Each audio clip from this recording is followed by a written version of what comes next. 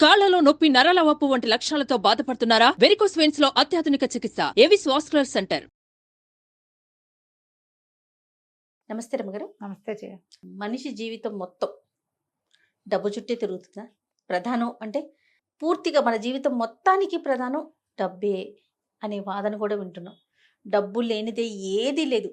Even బంధాలు, అనుబంధాలు ఇవన్నీ కూడా డబ్బుతోనే ముడిపడి ఉన్నాయి అనే ఒక వాదన కూడా మనం వింటున్నాం కదా రమ్మగారు. మీరేం చెప్తారు? ధనమూలం ఇదని జగత్ అన్నారమ్మా. అంతేనా? ధనమే అన్నిటికీ మూలం. డబ్బు ఉంటేనే చాలా ఉంటాయి, కానీ డబ్బు ఉంటేనే ఉంటాయి అనలేం మనం. అప్పుడప్పుడు డబ్బులు లేకుండా కూడా ఏదైనా జరగచ్చు, ఉండొచ్చు, ఉంటుంది, తక్కువ. కానీ డబ్బే సర్వస్వం అంటానికి వీల్లేదు. కానీ డబ్బు కావాల్సిందే. చూడు, ఒకటే పాయింట్. అంతే కదా, ఒకటే పాయింట్ కదా. నువ్వు డబ్బులు లేకపోతే, డబ్బు లేదు, నీకు అన్నం లేదు, నీళ్లు లేవు, తలదాచుకునేందుకు గూడు లేదు, చుట్టాలు పక్కాలు స్నేహితులు ఎవ్వడూ రాడు. అంతే. చిన్నప్పుడు శ్లోకం చెప్పేవాళ్ళు, తృణాల్లఘుతర స్థూల, తృణాల్లఘుతర స్థూల స్థూలాదపిచ యాచక, వాయున కిమ్న నీతోసౌ మామయం యాచయేదితి అని. తృణాల్లఘుతర స్థూల అంటే గడ్డిపరక కంటే స్థూల దూదిపింజ, దారపోగు చాలా సులువు. గడ్డిపరక గాలికి వస్తే ఎగిరిపోతుంది. అసలు దారపోగు అయితే నువ్వు ఉఫ్ఫు అంటే చాలు, గడ్డిపరక నువ్వు ఉఫ్ఫు అని అనలేవు. అవును. ఇదైతే దారపోగు, ఇది దూదిపింజ, అవి సింపుల్గా పోతాయి. వాటికంటే తేలికైన వాడు యాచకుడు, డబ్బు అడిగేవాడు, డబ్బు లేనివాడు అని చెప్పుకుందాం మనం. ఎందుకు గాలి వీడిని తీసుకెళ్ళిపోలేదంటే, గాలి వీడు నన్ను కూడా అడుగుతాడేమో అని తీసుకెళ్ళలేదు గాలి అని. ఓహో, అది ఎప్పుడు చదువుతుండేదాన్ని చిన్నప్పుడు నేను. ఓకే. ఈ అడిగే అవసరం ఎందుకు వస్తుందమ్మా? లేకపోతేనే కదా.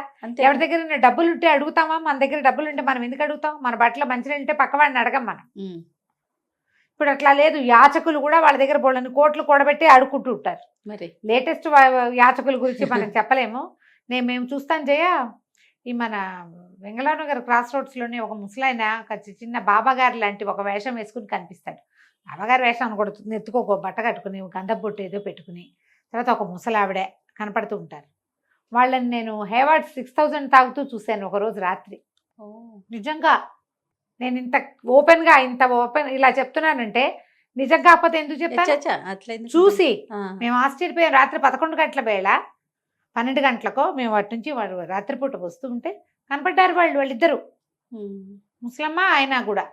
ఇప్పుడు చూడు, అంత తాగలిగి ఇదిగా ఉండేవాళ్ళు అడుకోవాల్సిన అవసరం ఏమిటి? ఈ కాలం అది.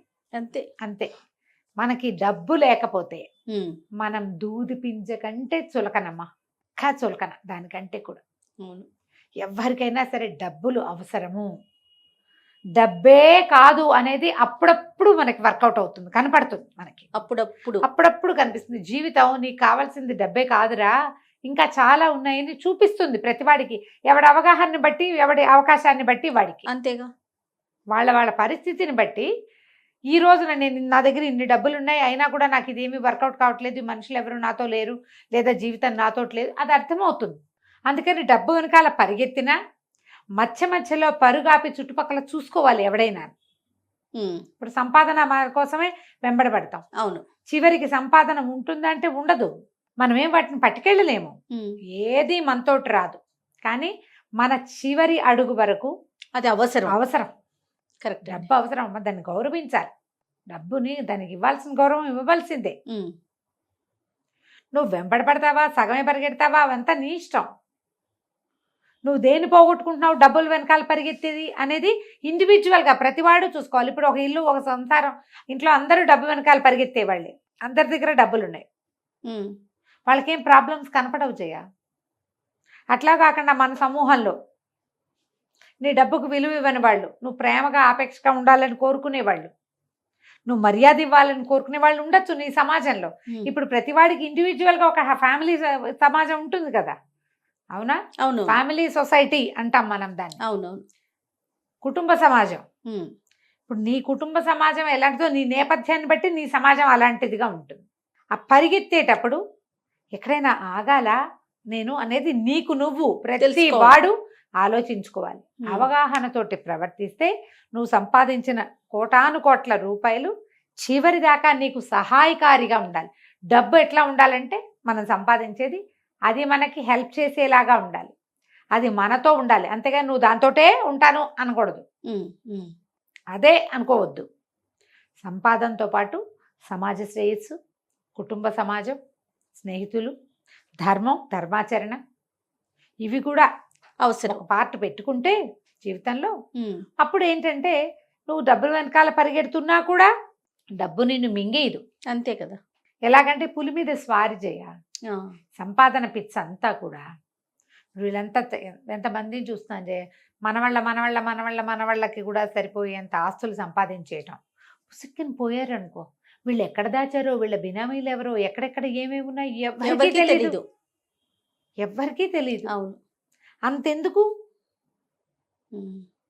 సరిగ్గా చేసి చావలేదని ఆ పిల్లలు తిట్టిపోయటానికి, చచ్చిపోయాక తిట్టుకుంటారు నాన్నని, ఉండగానే చేసి ఉండాల్సింది. అవును అంటారు కదా, అనుకుంటారు ఖచ్చితంగా. గౌరవం పోగొట్టుకోవాలా మరణించాక కూడా ఖచ్చితంగా. పిల్లలు కూడా అవస్థపడతారేమో, ఏం బాధపడతారు. నువ్వు ఏ పిల్లల సౌఖ్యం కోసం ఇంత సంపాదించి పోగేసావో ఆ పిల్లలకే ఇబ్బంది, సౌఖ్యం లేదు, వాళ్ళు నిన్ను తిట్టుకుంటారు, నీ మీద ప్రేమ ఉండదు కదా. అవును, ఆలోచించాలి. ఈ మామూలు చిన్న పన్న సంపాదనలు అనుకో, ఎవరికైనా డబ్బులు అవసరం కదమ్మా. ఎంత అవసరం డబ్బు, మరి అవసరానికి మించి సంపాదించుకోవాలి. రేపొద్దున మనం పడుకుంటే పడిపోతే అప్పుడు ఎట్లా, అది నడవాలిగా. ఫ్యూచర్ కోసం ఆలోచించుకోవాలి కదా ఎంతో కొంత. మన ఫ్యూచర్తో పాటు మన పిల్లల ఫ్యూచరు అంత మటుకు చాలు. మన వాళ్ళ ఫ్యూచర్లో ఆలోచించక్కర్లేదేమో అనిపిస్తుంది. మనం మన పిల్లలు మన వాళ్ళ దాకా చూసాం, మన పిల్లలు అక్కడి నుంచే చూస్తాం, ముందుకెళ్తారు, చాలు కదా. అంతవరకు ఆలోచించితే కనీసం ఈ బంధాలు బాంధవ్యాలు వీటి మీద కొంత ఆలోచిస్తామేమో అప్పుడు కూడా. అంతే కదా. అంతే అంతే. ఎవరైనా సరే ఏమంటే మెరుగు బంగారు కణికలు ఎవరు మింగబోరు, ఎవడైనా ఉప్పు అన్నం తినాల్సిందే, అన్నం తినాల్సిందే కదా. అవును అవును. ఓ చిటికెడు ఉప్పేసిన ఏదో ఒక కూర పప్పు తింటేనే నీ పొట్ట నిండుతుంది. బంగారం మింగవు, నోట్లు తినవు, పొలాలు ఆస్తులు మింగలేము మనం, రోజుకోటి తింటూ బతకలేము. దీనికి ఆహారం కావాలంటే దీనికి ఎన్ని కావాలి, మనకి ఎంతమంది సహాయపడాలి దానికి. అది నీ పళ్ళెల్లోకి ఒక గుప్పెడు అన్నం రావాలంటే ఓ రైతు పని చేయాలి, ఓ వ్యాపారస్తుడు దాన్ని తేవాలి, ఓ ఇంట్లో ఉన్న ఆడమనిషి దాన్ని బాగు చేసి వండాలి. ఎన్ని లింకులు ఉన్నాయి మరి. ఈ ప్రతి లింకుని గౌరవించాలి కదా. ఆలోచించండి, ఎంత సంపాదన ఉంటే అంత ధర్మాచరణ ఉండాలి. ఈ ధర్మంలో ఒక భగవంతుడు, సమాజ సేవే కాదు, కుటుంబం.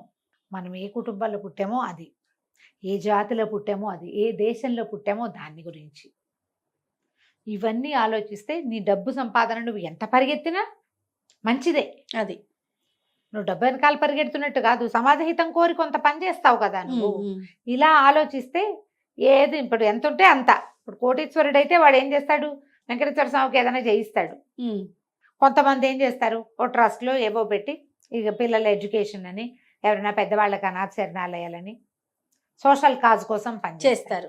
మన బోటి వాళ్ళ మనం ఏం చేస్తాం, ఏదో ఒక అనాథ శరణాలయానికి డబ్బులు ఇచ్చి, పిల్లలు పుట్టినరోజులప్పుడు అక్కడికి వెళ్ళి వాళ్ళ భోజనం పెట్టి, ఓ ఓల్డ్ ఏజ్ హోమ్ ఉంటే వాళ్ళకి ఏదైనా చూసి, మన ఇంట్లో పనిచేసే వాళ్ళకి ఓ 10 రూపాయలు ఎక్కువ ఇచ్చి, ఏదైనా వాళ్ళ పిల్లల్ని చదివించి ఎంతో కొంత చేస్తాం. ఎవరికి తోచింది వాళ్ళు ఖచ్చితంగా అది ఉంచుకోండి. అప్పుడు మీరు ఎంత సంపాదించినా మీకు ఒక సాటిస్ఫాక్షన్ లభిస్తుంది, ఇది చేస్తున్నాం మనము అని. Satisfaction important. దాంతో మీరు ఎంతైనా పరిగెత్తండి, డబ్బులు వెనకాల ఏం పర్వాలేదు. రైట్. నమస్తే రమ్య. నమస్తే. సుమన్ టీవీలో మీ పర్సనల్ అండ్ బిజినెస్ ప్రమోషన్స్ కోసం కింది నెంబర్కి కాంటాక్ట్ చేయండి.